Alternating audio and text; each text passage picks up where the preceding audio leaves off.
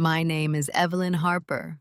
What matters is that I'm a woman in my 30s, someone most people would describe as steady, capable, and, if I'm honest, the kind of person they don't worry much about. I've spent most of my adult life being the reliable one, the one who listens more than she speaks, the one who keeps things moving quietly in the background while louder personalities take up space in the foreground. People often mistake quiet for simplicity, or compliance, or a lack of awareness. I've been underestimated in rooms where decisions were being made about my own life, not because I lacked intelligence or involvement, but because I didn't demand attention. I didn't interrupt. I didn't dramatize. And over time, that calm presence became something others felt entitled to overlook. This story isn't about revenge. It isn't about exposing anyone or humiliating my family. It's about a shift that happened slowly, almost invisibly, after a moment that should have been a conversation, but wasn't. My family cut me out of a $500,000 property discussion without telling me. No argument, no warning, no explanation, just absence. I found out the way you find out you've been erased, not through confrontation, but through omission. A plan already formed, decisions already discussed, names already listed, and mine, quietly, not among them. What followed wasn't a dramatic fallout. There were no raised voices or slammed doors. Instead, silence replaced explanation. And that silence did something unexpected. It gave me space, space to observe, space to understand patterns I had previously excused, space to realize that what I thought was mutual respect had, at some point, turned into quiet dismissal. This story is an emotional journey, not a plot twist-driven one.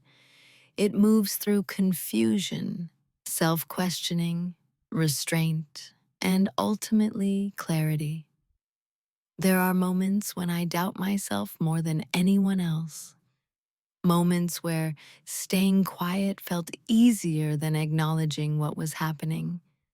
And moments where I chose not to speak, not because I was powerless, but because I was learning where my power actually was. I'm telling this now not to prove a point, but to tell the truth as cleanly as I can, without exaggeration, without villainizing anyone. Families are complicated. People don't always intend harm when they cause it, but intention doesn't erase impact, and silence doesn't mean consent. If you're expecting a dramatic showdown, this may not be the story you think it is. What unfolds here is quieter than that, more restrained, more realistic. It's about what happens when someone stops asking to be included and starts paying attention instead. I'm sharing this because I know I'm not the only one who has felt invisible in a room where their life was being discussed. And maybe, as you listen, you'll recognize a moment of your own, one where you stayed quiet longer than you should have, or where silence forced you to see the truth more clearly than words ever could. Have you ever realized you were left out of something important and only understood what it meant much later? Before anything went wrong, before I even knew something had gone wrong, I was the dependable one. That was the word most often used for me. Dependable, not brilliant, not decisive, not visionary, just dependable. the kind of person people leaned on without thinking about the weight they were placing on them. In my family, that role formed early and solidified quietly, the way expectations often do when no one ever challenges them. I was the one who remembered dates, who read the fine print, who showed up early and stayed late without being asked. If something needed organizing, tracking, or following through, it somehow landed with me. And I accepted that role without resistance, partly because it felt useful, and partly because usefulness felt like a form of belonging. At family gatherings, I wasn't the loudest voice at the table. I didn't dominate conversations or steer them. I listened. I asked questions when appropriate. I filled gaps when things got awkward. Over time, people began speaking around me instead of to me, not out of cruelty, but out of habit. I became part of the furniture, present, functional, easily overlooked, and I told myself that was fine. I believed that visibility was overrated, that influence didn't require performance, that being trusted quietly mattered more than being acknowledged loudly. I took pride in being low maintenance, in not needing reassurance, in not making things harder than they had to be. I thought restraint was maturity. What I didn't realize then was how easily restraint can be misinterpreted as absence. In my family, there were clear archetypes: the decision maker, the negotiator, the emotional one, the peacemaker, and then there was me, the one who would understand, the one who wouldn't push back, the one who could be informed later, if at all, because she wouldn't make a fuss. No one ever said this out loud. Roles like that are never announced. They're inferred through repetition, through who gets asked for opinions and who gets told conclusions, through who is looped in early and who is updated at the end, once everything is already settled. I was almost always the latter. Still, I didn't feel wronged at first. I told myself I didn't need to be involved in every discussion, that others were simply more opinionated, more assertive, more invested, maybe. I confused proximity with priority and assumed that being nearby meant being considered. Looking back now, I can see how carefully I avoided asking for clarity, how often I chose comfort over precision. There's a kind of quiet self-protection in staying agreeable. If you never ask where you stand, you never have to hear that you don't. And so to them, I was easy. Easy to rely on, easy to exclude. It would be easy to assume that it would be fine with whatever was decided. I don't say that with bitterness. I say it with accuracy. People treat you according to the boundaries you make visible, not the ones you hold internally.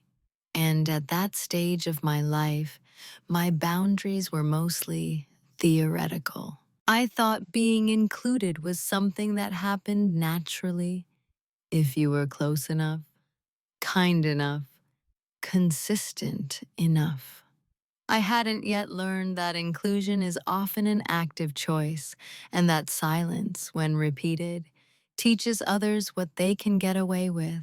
At the time, I believed my role was secure because it was familiar. I didn't see that familiarity can breed invisibility. That when people get used to your steadiness, they stop checking whether you're still standing in the room. That's who I was to them then.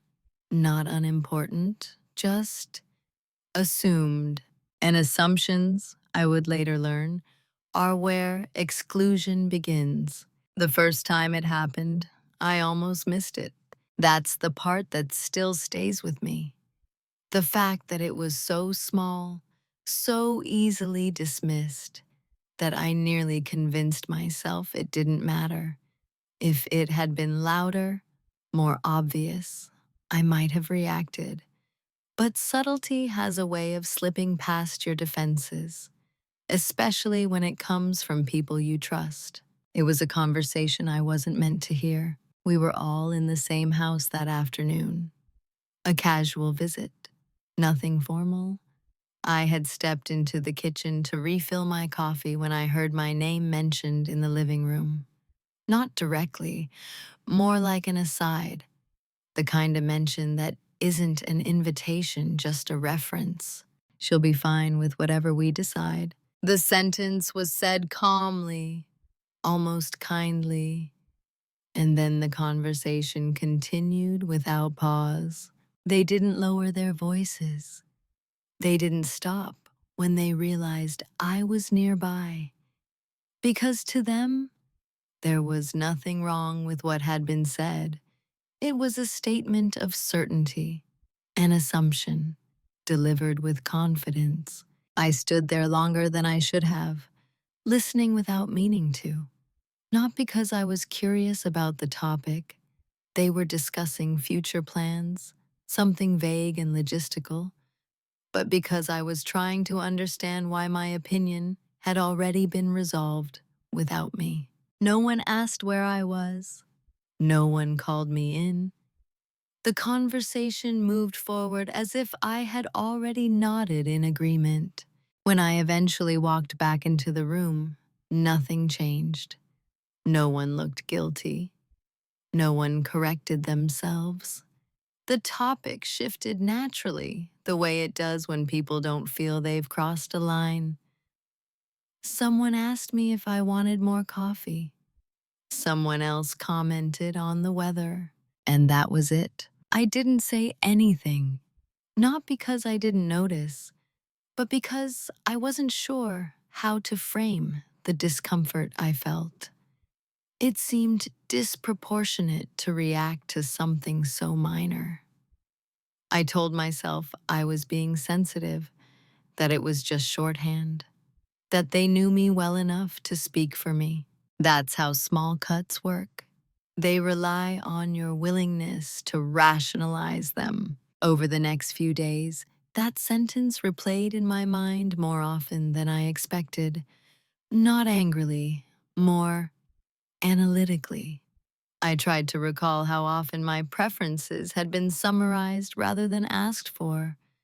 How often were they presented to me as updates instead of questions? Once you notice something like that, it becomes difficult to unsee. I began replaying past conversations with new attention.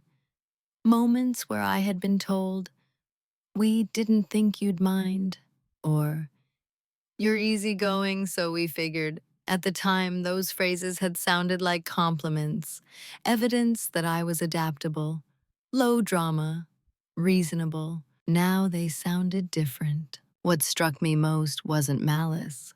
It was efficiency. Excluding me wasn't personal. It was convenient. I was predictable enough to be decided for. My silence had become a kind of permission. I watched more closely after that. Not outwardly, nothing about my behavior changed, but internally, something shifted. I stopped assuming inclusion was implied.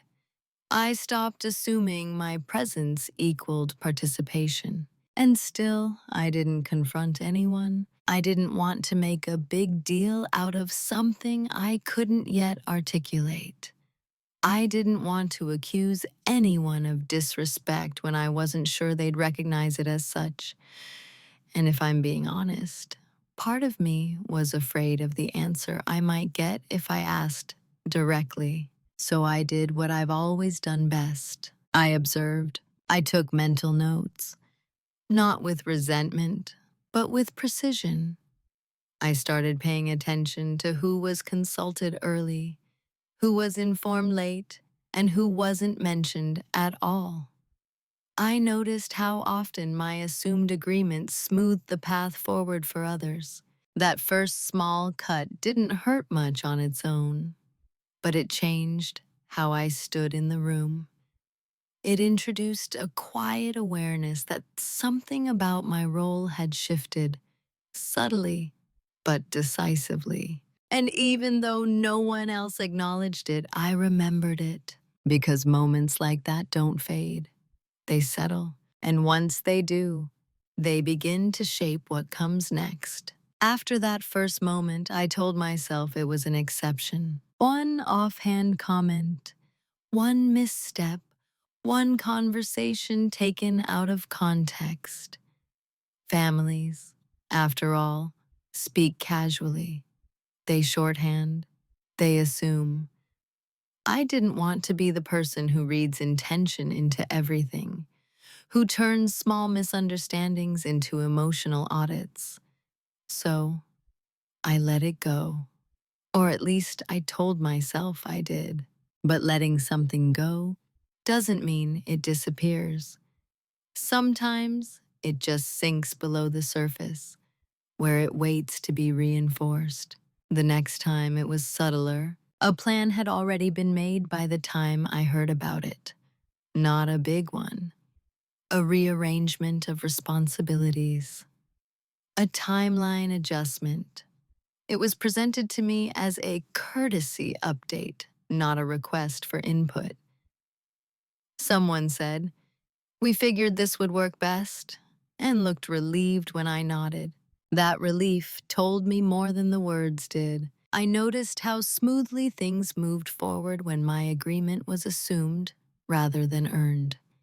No debate, no delay, no complication.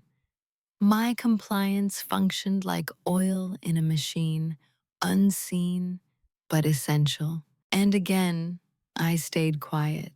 I told myself that speaking up would slow things down, that my concerns weren't urgent enough to justify friction, that being flexible was a strength. I had always prided myself on not needing to be centered in every decision. I believed maturity meant choosing which battles mattered, and at the time, none of this felt important enough to name. What I didn't acknowledge was how often that logic required me to minimize myself. It became easier for others to decide on my behalf because I made it easy for them. I didn't ask follow-up questions. I didn't clarify boundaries. I absorbed changes with composure and called it adaptability. And every time I did, I trained the people around me to do it again. There's a quiet kind of disrespect that doesn't announce itself. It accumulates. It thrives on politeness. It grows in spaces where no one ever says, "Wait, why wasn't I asked?" And I never said that. Instead, I internalized the responsibility. If something felt off, I assumed it was because I hadn't communicated clearly enough. If I felt overlooked, I wondered whether I had made myself too easy to overlook. I framed the issue as a personal failing rather than a relational one. That reframing is comforting in a way.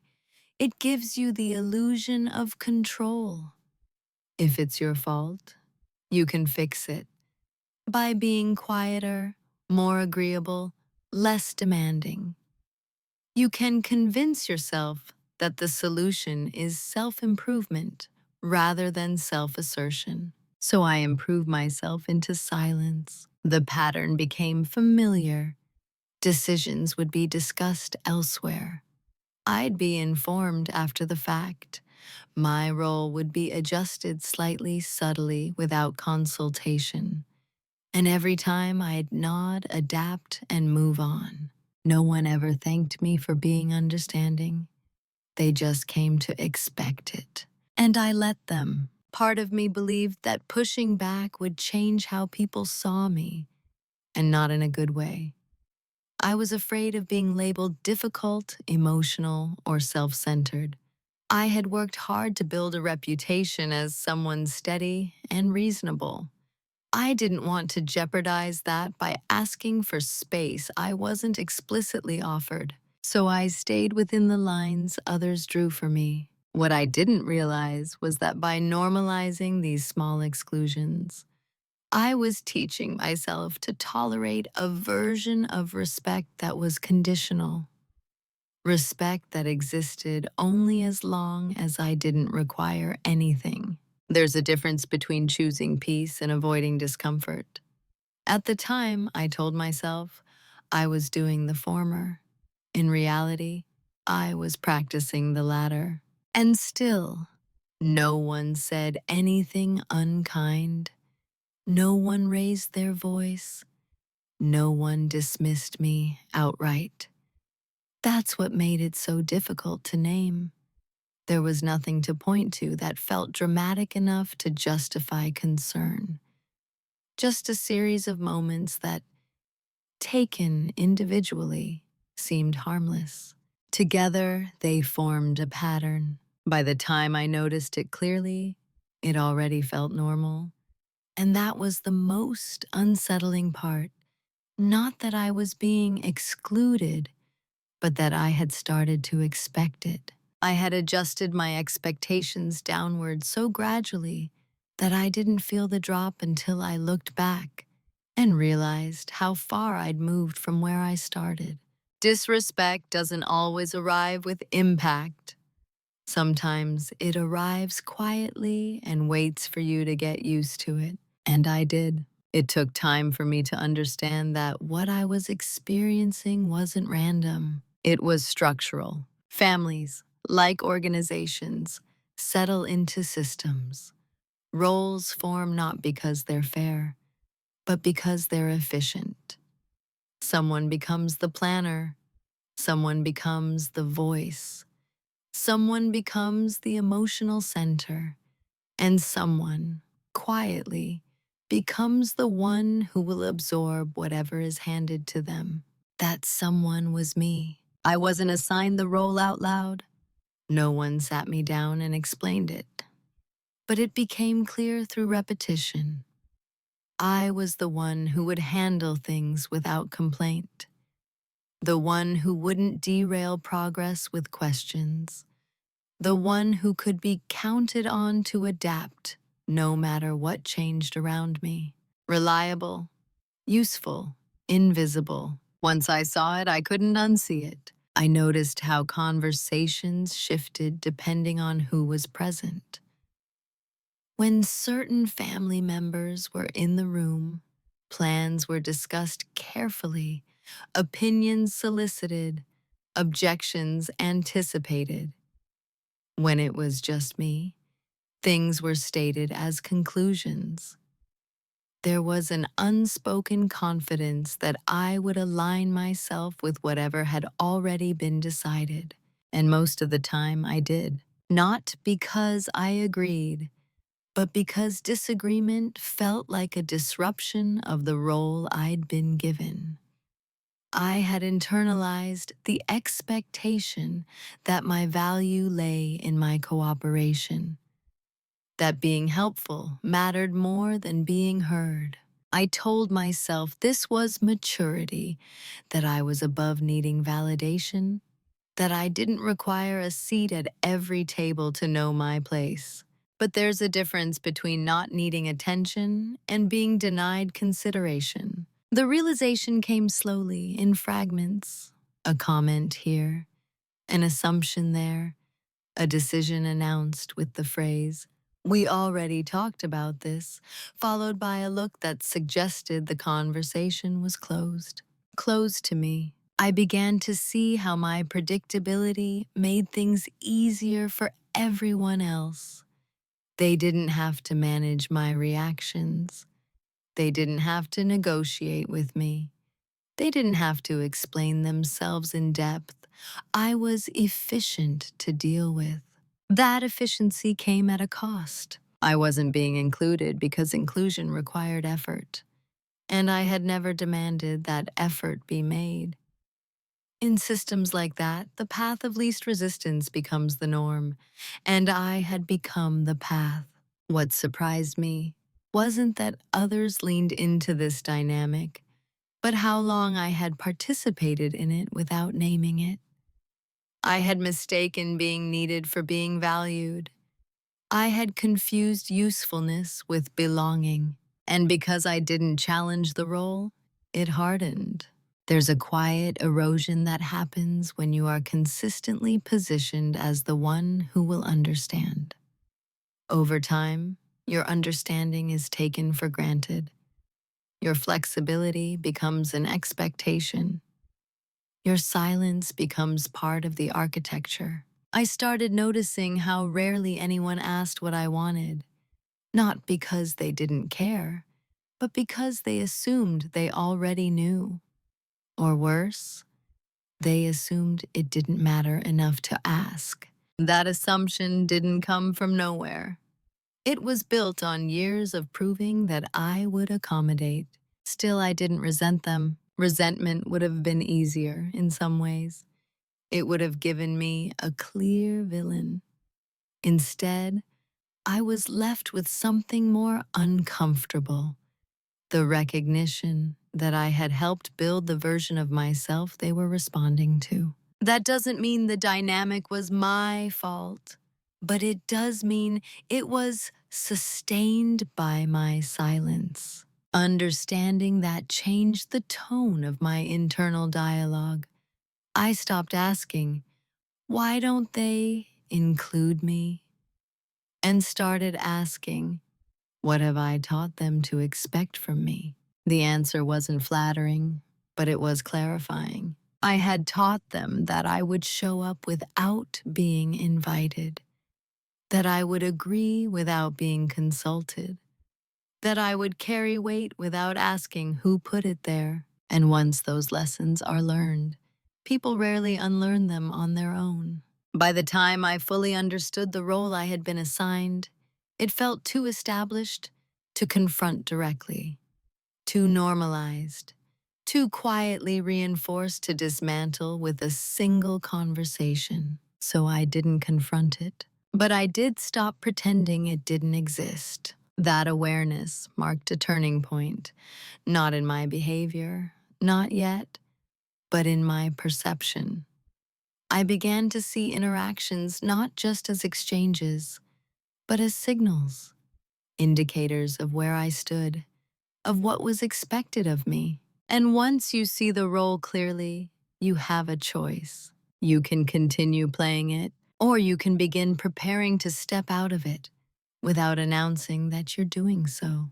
The shift didn't happen during an argument. There was no confrontation, no raised voices, no dramatic realization delivered in a single sentence. It happened on an ordinary afternoon, in a moment so quiet that no one else would remember it. But I do. I found out by accident. I was scrolling through my phone, not looking for anything specific, when I saw a message thread I hadn't been included in.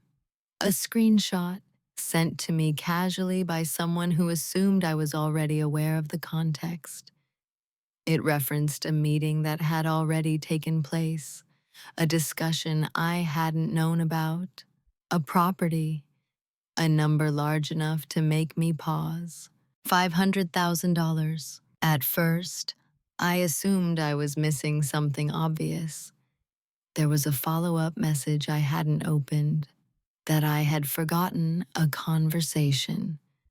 I went back through my messages carefully, not with panic, but with a kind of detached focus. There was nothing. No invitation, no update, no explanation. Just evidence that a significant discussion, one that involved family assets and long-term decisions, had happened without me. And not in a hurried, accidental way. It had been planned, scheduled, attended, without my name ever entering the room. What struck me wasn't anger. It was clarity. I felt something settle, the way dust settles after a door closes. All the small moments I had dismissed before lined up neatly in my mind. The assumptions, the updates instead of questions, the confidence with which others spoke on my behalf. This wasn't an oversight. It was the natural outcome of a role I had been playing for years. I didn't confront anyone right away. In fact, I didn't respond at all. The message sat there, unread, longer than it needed to. Not because I didn't know what to say, but because I was listening to something internal that had been quiet until then. For the first time, I wasn't asking why I hadn't been included. I was asking what it meant that I wasn't. Silence replaced explanation, not from them, but from me. I didn't seek clarification. I didn't request a summary. I didn't ask to be looped in after the fact. I simply noticed. And in that noticing, something changed. I realized that any explanation offered now would be retrospective, framed, sanitized. It would tell me what they wanted me to know, not what had actually guided their decisions. Asking would give them control over the narrative. Remaining quiet gave me something else, perspective. So I chose not to speak. That choice wasn't passive. It wasn't a resignation. It was a restraint. I needed to understand the full shape of what I was dealing with before deciding how to move. I needed to see whether this exclusion was situational or systemic, whether it was temporary or foundational. And I already suspected the answer. The absence of my name in that conversation told me more than any explanation could have. It told me where I stood when the stakes were high. It told me how seriously my voice was taken when real assets were involved. And perhaps most importantly, it told me that my previous silence had been interpreted as consent. I didn't feel betrayed in the cinematic sense.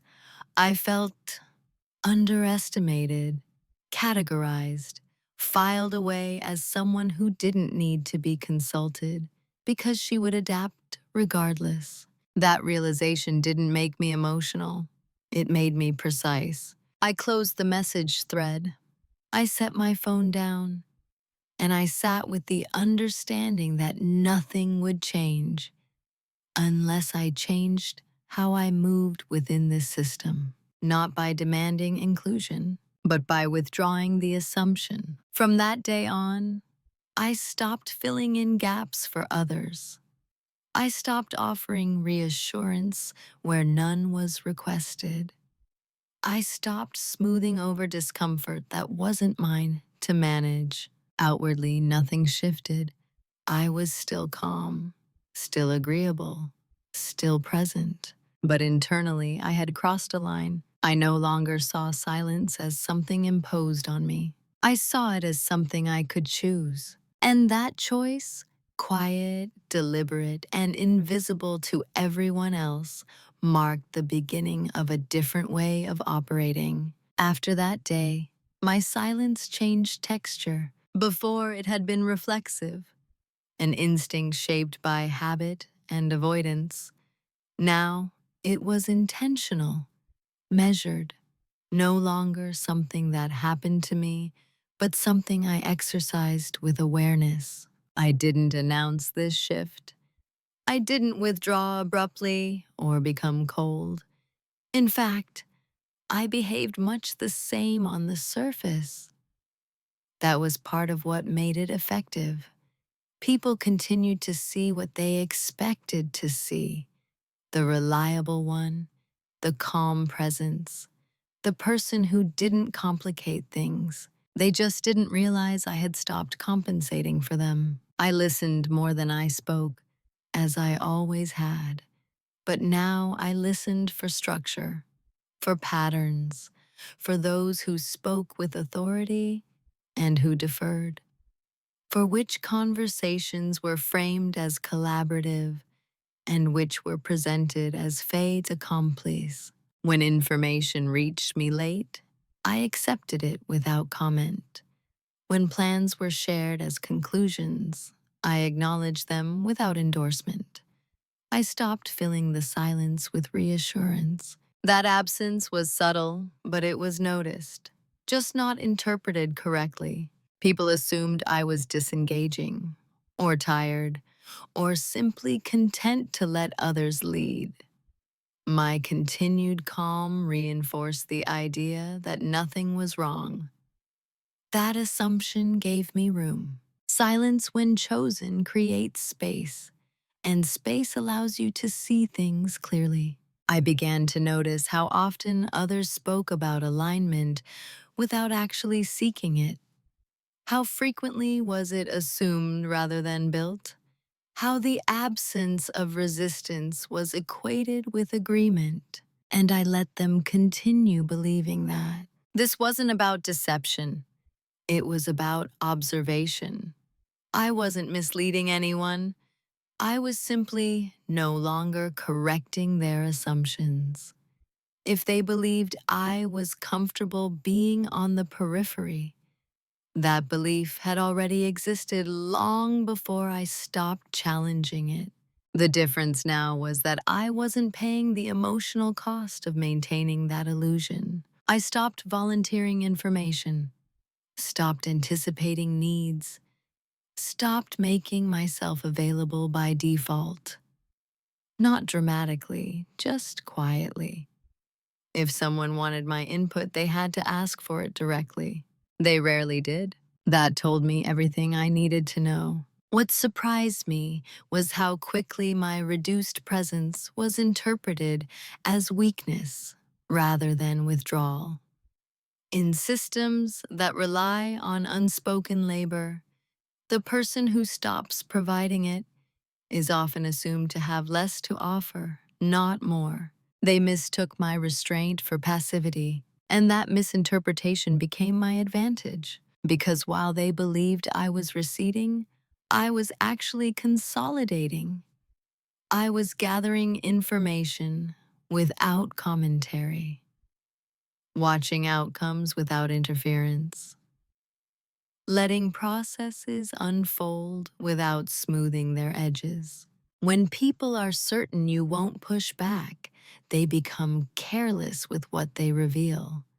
They speak more freely. They assume less scrutiny. They stop justifying their decisions. I learned more in those months of silence than I had in years of participation. I learned who controlled what, who deferred to whom, where documentation lived, which decisions were verbal and which were formalized, which agreements were based on trust, and which were recorded in writing. I wasn't planning anything yet. I wasn't plotting. I was simply paying attention without the obligation to respond. Silence gave me time to recalibrate my sense of responsibility. I realized how often I had taken on emotional labor that wasn't mine to carry. How often I had absorbed discomfort so others wouldn't have to. Letting go of that role felt strange at first.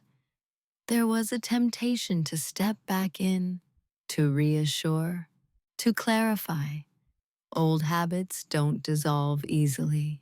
But every time I resisted that impulse, the picture became clearer. This wasn't a system that lacked my voice. It was a system that functioned by assuming I wouldn't use it. And the moment I stopped proving that assumption wrong, I gained something far more valuable than inclusion. I gained leverage, not because I had power over anyone, but because I had power over my own participation. They still thought I was quiet because I had nothing to say. The truth was simpler. I was quiet because I was choosing when and whether to speak. What they never noticed was how much attention I pay when I'm not trying to be heard. Silence didn't make me idle, it made me precise. While others assumed things were continuing as they always had, I began documenting, not in a dramatic way, not with the intention of confrontation, but with the discipline of someone who finally understood the value of clarity. I wrote things down: dates, names, references, not accusations, just facts.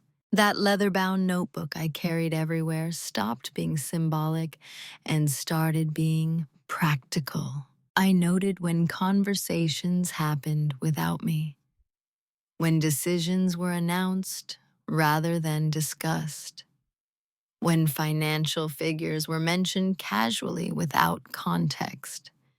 I didn't comment on these moments. I recorded them. I wasn't building a case. I was building awareness. At the same time, I began educating myself more deliberately. I already understood contracts well enough from my professional life, but now I revisited that knowledge with personal relevance. I reviewed how property ownership is structured, how inheritance is formalized, how decisions can feel collaborative while remaining legally unilateral. I didn't assume wrongdoing. I assumed complexity. That assumption changed how I learned. I wasn't looking for betrayal. I was looking for mechanisms. Understanding systems has always been easier for me than understanding emotions. Systems don't take things personally. They simply operate according to rules. So I learned the rules. Quietly, I noticed which agreements existed only as conversations and which had been formalized. I paid attention to who signed what, who had access to documents, who spoke with certainty, and who deferred when specifics were required. And I noticed something else too. No one was checking whether I was informed. My absence from discussions had become so normalized that no one questioned it. That invisibility, once painful, now gave me freedom. I could observe without triggering defensiveness. I could ask neutral questions without raising alarms. When I did ask questions, they were framed as curiosity, not challenge. How does that usually work?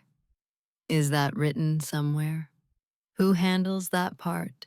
People answered readily. Why wouldn't they? I had never been a threat. I had never pushed back. My questions didn't sound like opposition. They sounded like support. And so I learned. I learned where assumptions were standing in for agreements, where trust was replacing documentation, where confidence was masking gaps. I also learned how much emotional labor I had previously provided without realizing it. How often I had acted as a buffer, translating tension into calm, smoothing over uncertainties before they reached others. When I stopped doing that, small frictions appeared, but no one traced them back to me. They simply adjusted or ignored them. That told me my role had never been as central as I thought. Preparation, I discovered, doesn't always look like action.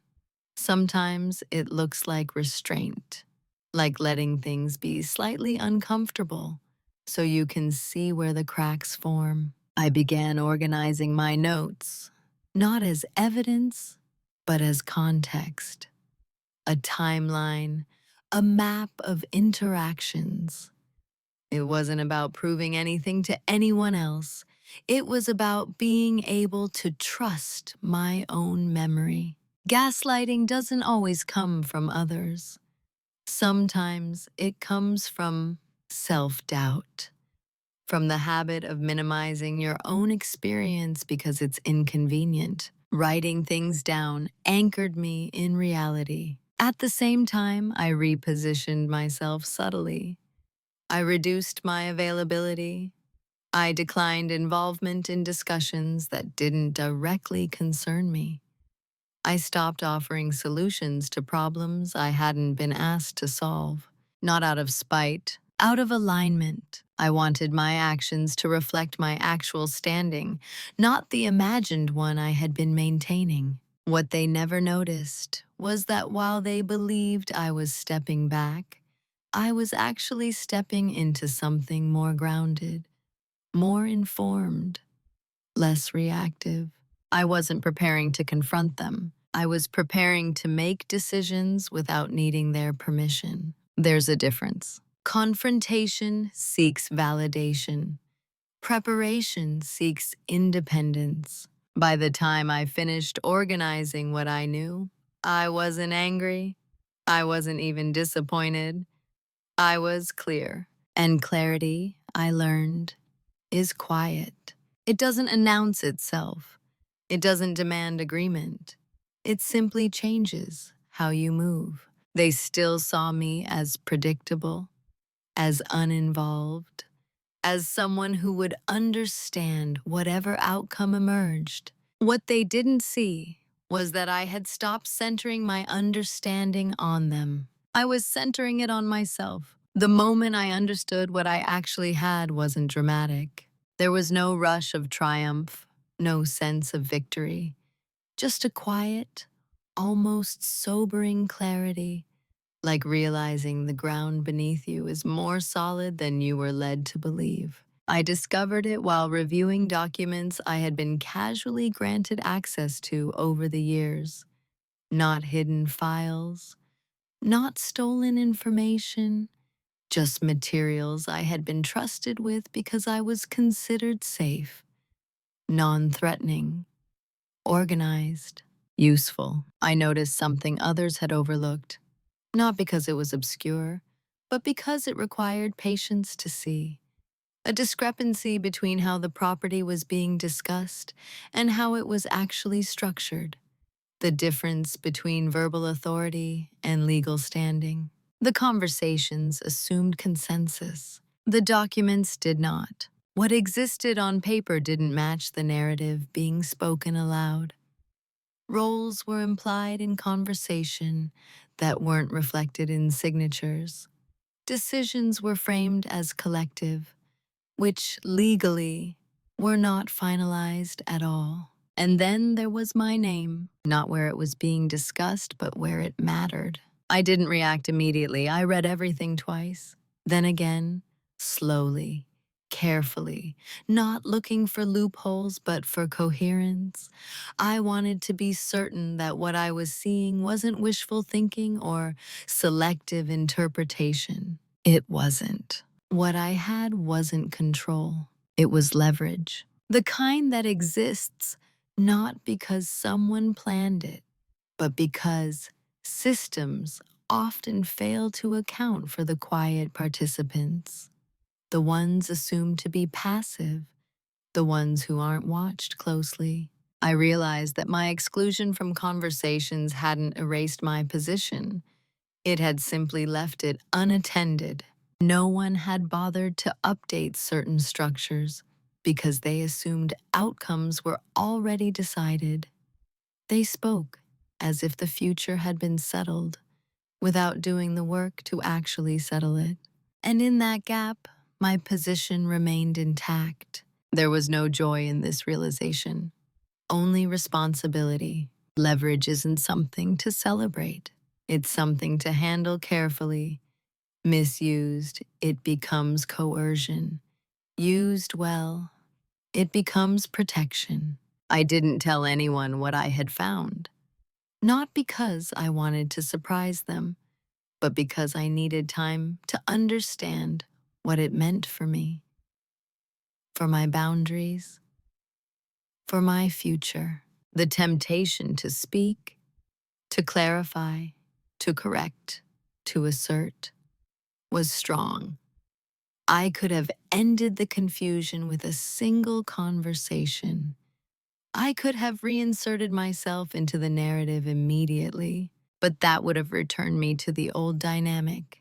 Me explaining, I'm justifying, I am asking to be considered.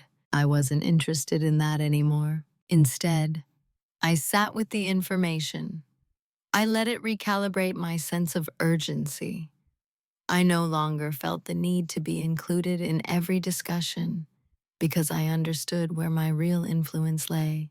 It wasn't in the room, it was in the structure. I also understood something else, something more unsettling. They hadn't excluded me because I was powerless. They had excluded me because they thought I was. That assumption had shaped everything. And now that I saw the full picture, I had to decide what kind of person I wanted to be with this knowledge. I could leverage it aggressively, force conversations, demand revisions, correct narratives publicly. Or I could do something quieter. I could let things unfold just long enough for the contrast between assumption and reality to reveal itself naturally. That choice wasn't about winning. It was about alignment. I didn't want to punish anyone. I didn't want to expose them. I didn't even want an apology. What I wanted was autonomy, on terms that didn't require me to raise my voice. The private reveal didn't make me feel powerful. It made me feel calm. Calm enough to stop rushing. Calm enough to stop explaining myself. Calm enough to wait. Because when you understand your position fully, urgency disappears. You don't need to react to every move others make. You don't need to correct every misinterpretation. You just need to act when the moment is right. And that moment, I realized, would not be announced. It would arrive quietly, just like everything else that had mattered so far. Knowing you have leverage is one thing. Deciding what to do with it is something else entirely. For a while, I did nothing, not out of fear, but out of respect for the weight of the decision in front of me. I understood now that whatever I chose next would set a direction that couldn't be easily reversed. This wasn't about a conversation or a correction. It was about choosing how I would exist within or outside of the system I had been part of my entire life. I laid out my options carefully. I could speak up immediately, bring what I had learned into the open, ask for explanations, reassert my presence.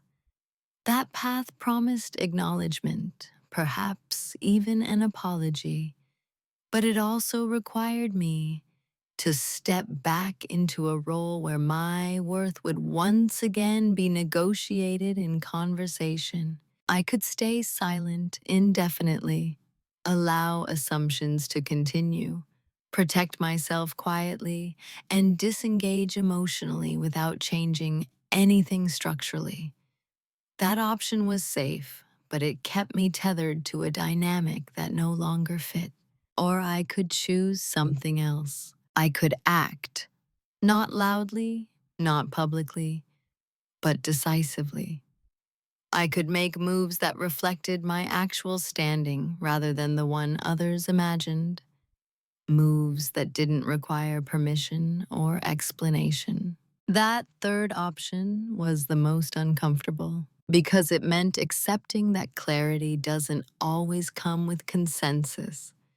Doing what is right for yourself may look confusing or even cold to others, that you won't always be understood in real time. I sat with that discomfort longer than I expected to. I thought about loyalty, about family history, about how easily actions can be misinterpreted when context is missing. I considered whether restraint would be mistaken for avoidance, whether action would be mistaken for aggression. In the end, I asked myself a simpler question. What would it look like to finally align my actions with what I now knew to be true? The answer wasn't dramatic. It was irreversible. I chose to stop positioning my life around other people's assumptions. That meant I would no longer wait to be included, no longer defer decisions that affect me, no longer prioritize harmony over clarity when the cost was my own agency. I didn't announce this decision. I didn't need to. Decisions like this don't require witnesses. They require follow through. I accepted that some bridges would change, not burn, but shift. Those relationships might feel different once I stop cushioning every interaction. That I might be perceived as distant or even selfish by people who were used to my availability. That was a price I was willing to pay. What made this choice irreversible wasn't the action itself, it was the internal line it crossed. Once you stop seeing yourself as someone who needs to be accommodated and start seeing yourself as someone who can choose, there's no going back to passivity. You can't unknow what you know. I also understood that choosing myself didn't mean rejecting my family. It meant redefining my relationship to them, moving from silent participant to autonomous individual. That shift doesn't happen through conversation alone. It happens through structure, through decisions that stand on their own, regardless of whether they are immediately understood. I wasn't closing a door. I was stepping out of a room that no longer had space for me. And I did it quietly. No ultimatums, no explanations, just a clear decision made without resentment, grounded in self-respect. From that point on, my actions would speak where my voice never had. And once actions begin to move, they don't ask permission to continue. Once the decision was made, everything became simpler, not easier, just clearer. I didn't rush. I didn't dramatize the shift with sudden changes or visible distance. I understood that the most effective moves are the ones that don't draw attention while they're happening. So I continued as before, outwardly unchanged, while quietly aligning my life with the reality I had already accepted. I began with structure. I reviewed what I was already connected to, financially, legally, administratively, and clarified my position within each area. I didn't challenge anything directly. I didn't demand revisions. I simply ensured that what involved me was documented accurately and independently. Paperwork has a way of telling the truth without emotion. I separated what was shared from what was assumed. I confirmed boundaries that had previously been implied. I made sure that my responsibilities and my rights were clearly defined, even if no one else seemed concerned with the distinction. None of this required confrontation. It required patience. I consulted quietly where needed, asked neutral questions, took time to understand consequences before making adjustments. Every step was measured. Nothing impulsive, nothing that could be mistaken for retaliation. If someone had been watching closely, they might have noticed that I stopped relying on informal agreements, that I preferred clarity over reassurance. I no longer accepted "we'll figure it out later" as a sufficient answer. But no one was watching that closely. They were still operating under the assumption that I wasn't involved enough to matter, that whatever they were planning would unfold as expected, that my role, whatever it had been, was static. That assumption gave me room. I didn't correct misunderstandings. I didn't volunteer updates. I didn't insert myself into discussions where my presence had already been deemed unnecessary. I let others continue believing that nothing had changed. Meanwhile, I changed everything that needed to be changed. I reorganized my financial priorities, ensured my independence wasn't theoretical, but operational. I made choices that reduced my exposure to decisions I wasn't part of. choices that didn't require approval, only intention. There was no satisfaction in this process, no sense of outsmarting anyone. It felt more like maintenance, like repairing something that had been neglected for too long. What surprised me was how little resistance there was. When you stop asking for permission, you often discover you never needed it. Months passed. Conversations continued. Plans were discussed elsewhere. And still, no one noticed that the ground was shifting slightly beneath them. Those assumptions were slowly losing their foundation. Silence continued to do its work. I didn't need to defend my choices because no one knew how to question them. They were quiet enough to blend into the background, yet firm enough to stand on their own. This wasn't secrecy. It was privacy. There's a difference. Secrecy hides intention. Privacy protects it. By the time anything felt different to others, the changes were already in place. Not as a surprise, but as a fact. Something that existed regardless of how anyone felt about it.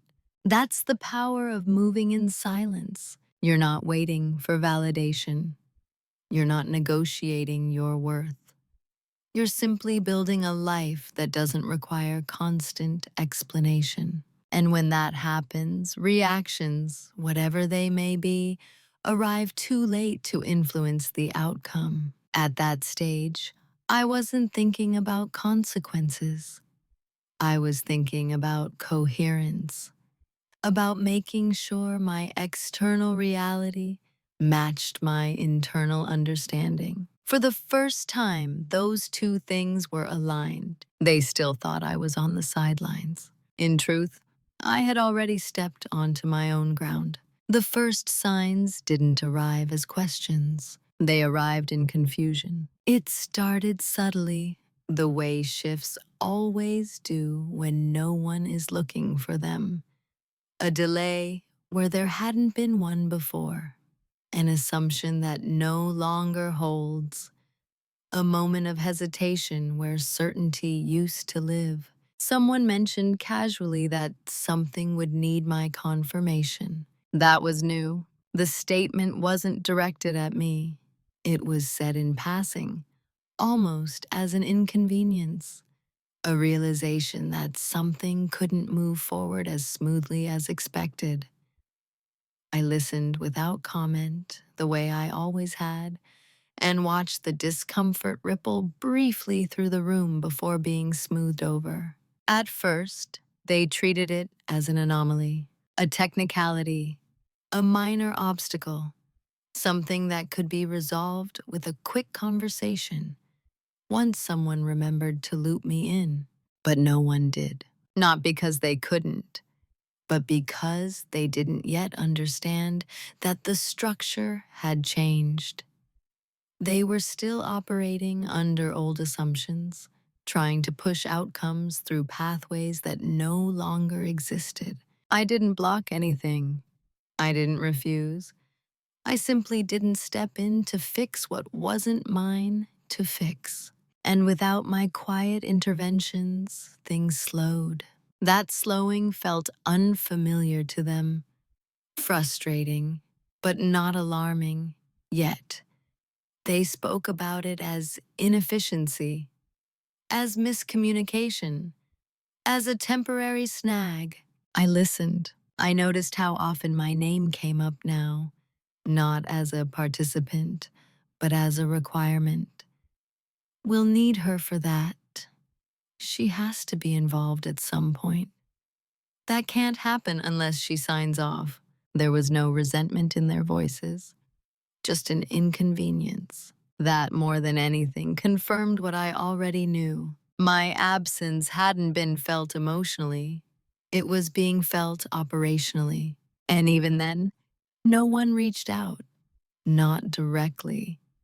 There were hints, indirect comments, vague references to things needing alignment, all framed as logistical, not relational. It was as if they believed the issue could be solved without actually acknowledging me. I didn't take offense. I found it instructive. They weren't experiencing loss in the way people often imagine it, with grief or regret. They were experiencing friction.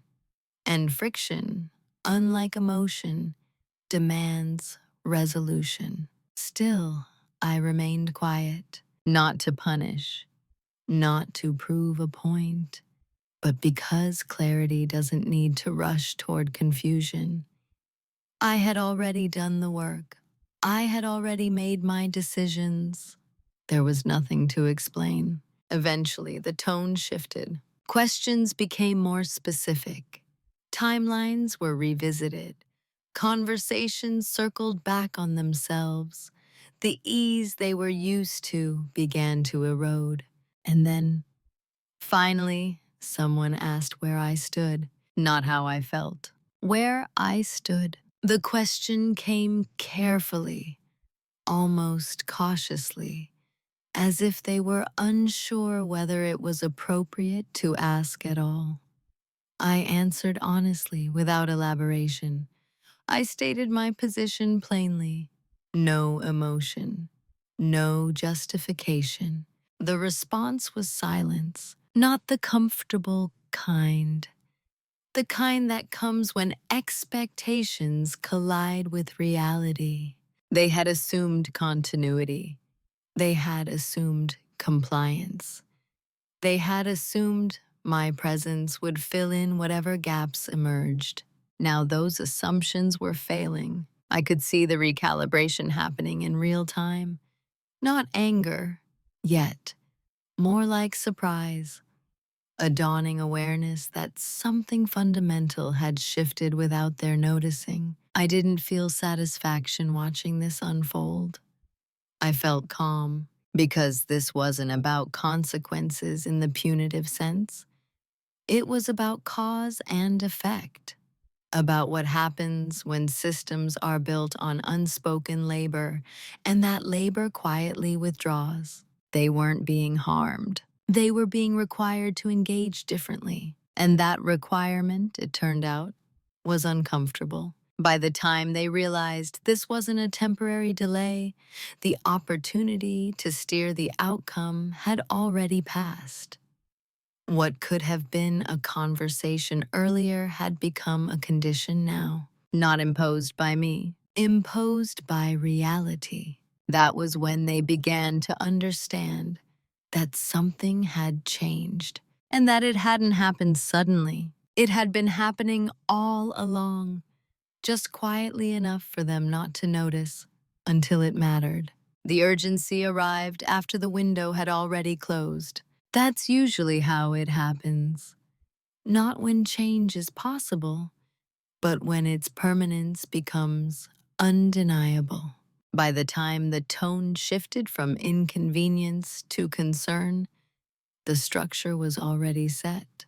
The timelines they had relied on no longer applied. The flexibility they assumed I would provide was no longer available, not because I refused, but because it no longer existed. Conversations started happening faster but less clearly. People spoke over each other. Plans were revisited with visible tension. I heard my name mentioned more often now, sometimes with frustration, sometimes with confusion. There was an unspoken question underneath all of it. When did this stop being simple? I recognized that question. I had asked myself long ago, when I first realized I wasn't being included. Now it was theirs. Someone finally reached out directly, not with an apology, but with urgency. A request to talk things through. A suggestion that maybe there had been a misunderstanding. Those things had moved quickly, and perhaps I hadn't been looped in properly. The language was careful, non-accusatory, designed to reopen a door without acknowledging that it had been closed. I listened, and I understood something important in that moment. They weren't trying to understand my perspective. They were trying to restore a previous version of me, the version that would step in, smooth things out, and help realign outcomes without changing the underlying dynamic, the version that made things easier. I didn't get angry. I didn't interrupt. I let them finish. Then I said something simple. I explained that what had been done couldn't be undone. Those decisions had already been made by me based on the information I had at the time, that I had acted in alignment with my understanding of my role and responsibilities. I didn't frame it as a response to exclusion. I didn't bring up the meeting. I didn't recount the moments that had led here. I spoke in the present tense. The silence that followed was heavy, not hostile, just stunned. They asked if there was any flexibility, any way to adjust, any possibility of revisiting what I had done. And for the first time, I said no. Not harshly, not defensively, just clearly. That wasn't a punishment. It was a boundary that had been drawn quietly months earlier. They were only encountering it now. I could see the realization spreading slowly, that the window for informal resolution had passed, that the opportunity to include me earlier had mattered more than they understood. There was regret, then, not always expressed directly, but present in the tone, in the way sentences trailed off, in the way they spoke about how things used to work. I didn't correct them. Nostalgia has a way of softening memory. I wasn't interested in debating the past. I was grounded in the present.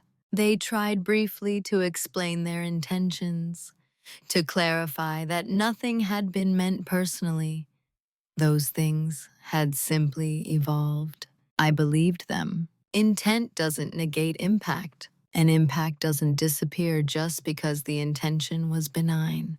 What struck me most was how surprised they seemed that my actions had weight, that I had moved forward without consensus, that I hadn't waited for alignment. They had mistaken my silence for stasis. They hadn't considered that I might be building something of my own. By the time they fully understood that this wasn't a misunderstanding, but a shift, the emotional temperature changed. There was confusion, discomfort, a sense of loss they couldn't quite articulate. Not loss of me, loss of ease. And that perhaps was the clearest confirmation of all. Nothing could be reversed, not because I was unwilling, but because the moment for reversal had been earlier, when inclusion was still possible, when silence could have been replaced with explanation. That moment had passed, and all that remained now was adjustment. The confrontation, when it finally happened, didn't look like one. There was no dramatic buildup, no raised voices, no list of grievances laid out across the table. It happened in a quiet setting, at a time when emotions were already subdued by fatigue and uncertainty. They wanted clarity, not understanding clarity. We sat across from each other, and for the first time, I wasn't being spoken around. I was being addressed directly. Questions were asked carefully now, with an awareness that hadn't been there before. Why hadn't I said anything sooner? Why hadn't I mentioned feeling excluded? Why hadn't I asked to be included? I listened to each question without interruption. Then I answered them, not defensively, not emotionally, but honestly. I said that I had noticed the pattern long before the property discussion, that the meeting hadn't been the beginning, just the confirmation, that I had stayed quiet, not because I didn't care, but because I was paying attention. I didn't accuse. I described. I explained that I had learned over time that my role had been defined for me without my participation. Those decisions affecting me were being made with the assumption that I would adapt. That silence had replaced explanation long before I chose it deliberately. They tried to apologize. I let them, but I didn't comfort them. Apologies are important, but they don't automatically restore trust. And I wasn't interested in repairing something that had functioned on an imbalance. I told them that my actions weren't meant to retaliate, that I hadn't moved in silence to teach anyone a lesson. I had done so because I needed to align my life with what I now understood. That alignment didn't require their agreement. What surprised them most was how calm I was. They had expected anger, or resentment, or a demand to be heard. Instead, they were met with certainty, with someone who had already processed the situation privately and no longer needed validation. One of them said they wished I had spoken up sooner. I said I wished I had been asked. We sat with that for a moment. That was the closest we came to conflict. There was no shouting because there was nothing left to argue about. The decisions had been made. The structures were in place. All that remained was acknowledgement. I acknowledged their perspective. I believed that they hadn't intended harm. I understood how easily roles become entrenched. But I also made something clear. Understanding doesn't mean reverting. I wasn't asking to be reinserted into old conversations. I wasn't asking for a seat at a table that had already been set without me. I was simply stating where I stood now and where I would stand going forward. The conversation ended without resolution in the traditional sense. No one won, but something was settled. They saw me differently after that, not because I raised my voice, but because I didn't need to. Not because I demanded space, but because I had already claimed it. There was an adjustment period afterward. Awkwardness, distance, a carefulness that hadn't existed before. That was fine. Distance, when chosen, can be healthy. The confrontation without heat wasn't about closure. It was about recognition, about naming what had happened without assigning blame or seeking punishment. And in that calm, restrained exchange, I felt something I hadn't felt before in those relationships. No approval, respect. Who I am now is quieter than before, but not smaller. If anything, I take up more internal space. I no longer collapse myself to fit expectations that were never spoken aloud but always enforced. I no longer confuse calm with compliance or flexibility with erasure. The most noticeable change isn't in how I speak. It's in what I no longer feel compelled to explain. I don't rush to justify my choices. I don't preemptively soften my boundaries to make them easier to accept. I don't volunteer context, so others can feel more comfortable with decisions that are mine alone. That doesn't mean I'm closed off. It means I'm precise. I've learned that presence doesn't require performance, that being seen is less important than being grounded, and that respect, when it arrives late, often arrives differently, more carefully, more quietly. My relationships didn't end. They changed shape. Some people adjusted. Others kept their distance. A few tried, briefly, to restore the old dynamic, testing whether I would slip back into familiarity. I didn't. Not because I was holding a line out of stubbornness, but because the line had become part of who I am. What I gained wasn't control over anyone else. It was authorship. I am no longer a supporting character in decisions that affect my life. I don't wait to be consulted to know where I stand. I don't interpret silence as neutrality. I understand it as information. and I use that information to choose deliberately. There's no bitterness in this version of me. Bitterness requires fixation on what should have been. I'm not interested in that anymore. I'm interested in what is and in what I'm building now, quietly, on my own terms. I still value family. I still show up, but I do so without self-erasure, without overfunctioning, without assuming responsibility for outcomes I didn't shape. That shift has brought a kind of peace I didn't know I was missing.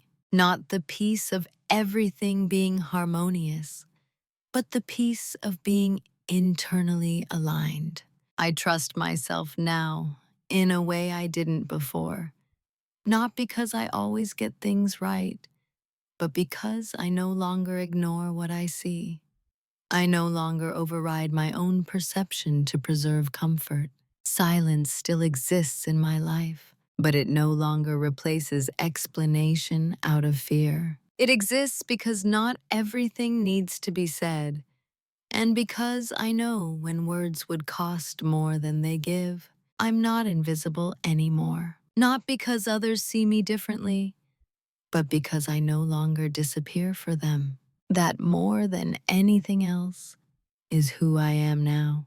There's a quiet lesson in everything that happened, one that took me a long time to understand. It's not about property. Not really. The number attached to it only matters because it revealed something deeper.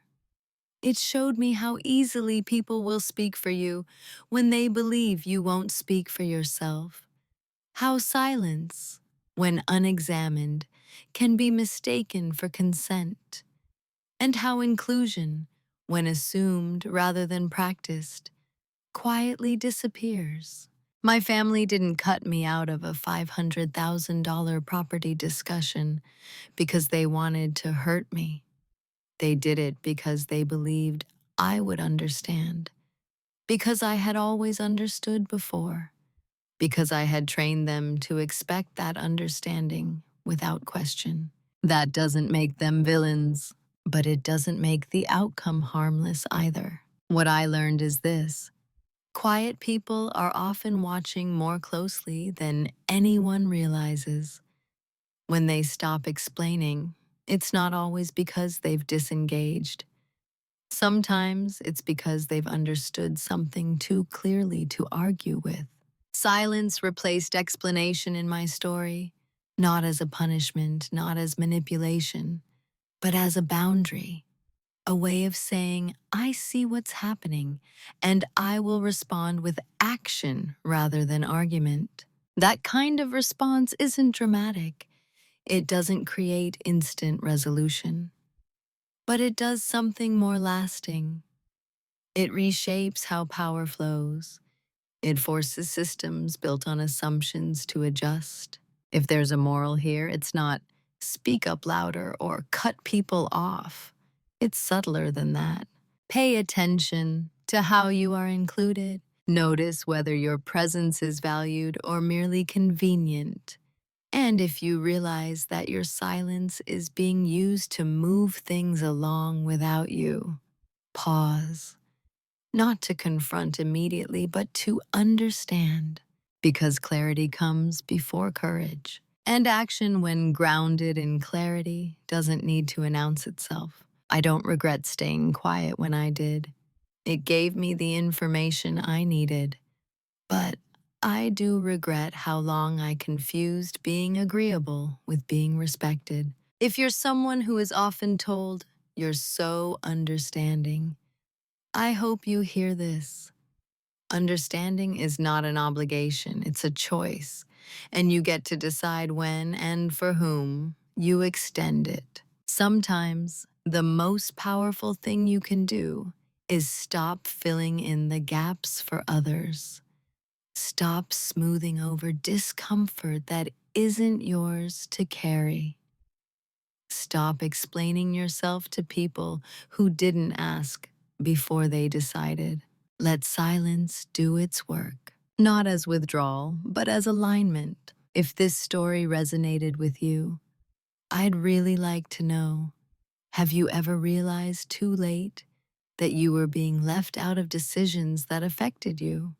And what did you do when you finally saw it?